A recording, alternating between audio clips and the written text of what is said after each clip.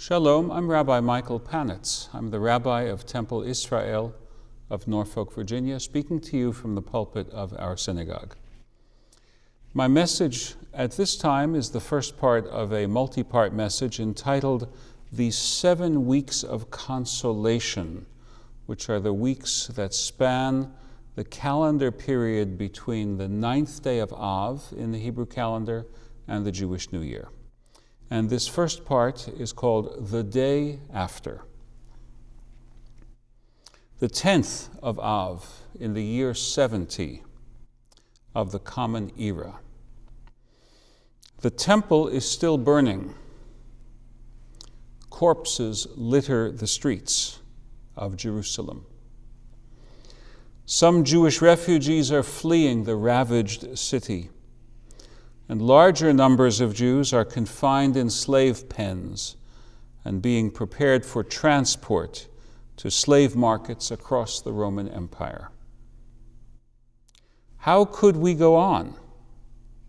And how could we go on as Jews?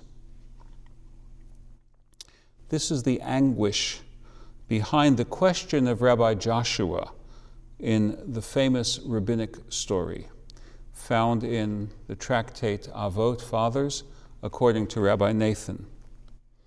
Once, our Rabbi Yochanan ben Zakkai, left Jerusalem, and Rabbi Yehoshua, Joshua, followed after him. And he saw the holy temple destroyed. Rabbi Joshua said, "Woe to us, for this is destroyed, the place where all Israel's sins are forgiven via the bringing of sacrifices." Rabbi Yochanan said to him, "My son, do not be distressed, for we have a form of atonement just like it." And what is it? Acts of loving kindness. As it says in the Bible, the book of Hosea chapter 6, verse 6. "For I desire kindness, not a well-being offering." We should pause and consider what Rabbi Joshua's question meant.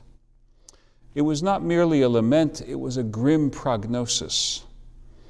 The Judaism of the day, and of all days prior to the year 70 in the Common Era, had taught that reconciliation with God was accomplished by the sacrificial order of worship.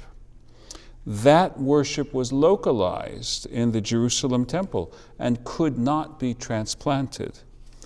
Absent that unique and irreplaceable resource, the gulf between the Jew and God would grow ever wider, and the outcome was hopeless. Notice, too, the way that Rabbi Joshua's master, Rabban Yochanan ben Zakkai, reassured him. He proclaimed the existence of a second channel to God, a God-desired channel to obtain a restoration of our good relations with our divine parent. The senior rabbi quoted the biblical prophet Hosea out of context to mean something that the original Hosea never intended. The original prophet was criticizing pro forma worship, rote ritual, in place of a genuine opening of the self to God. Hosea was never recommending that the biblically ordained order of sacrificial worship be ended, but in the creative reinterpretation of Rabban Yochanan, Hosea's words became a biblical and therefore a constitutional text on which a revolution in piety could be accomplished. As filtered through the rabbinic lens, the words of Hosea allowed for an entirely new basis of our relationship with our Maker.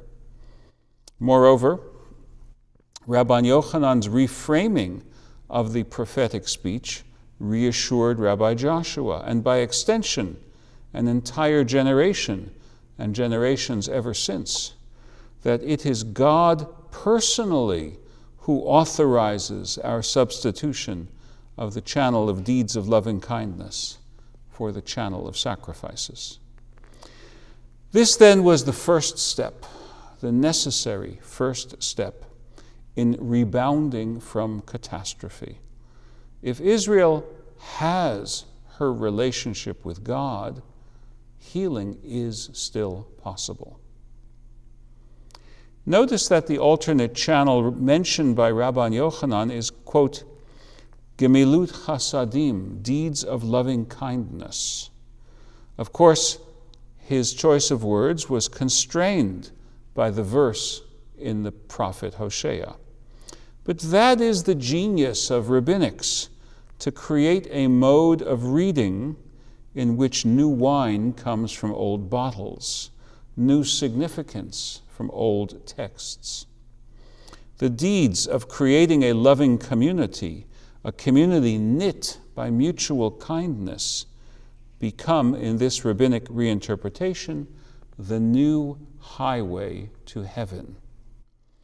Ever since then, Jews have survived, and Judaism has survived, because in place of the rising columns of smoke from animal sacrifices, we raise up sparks of compassion and love.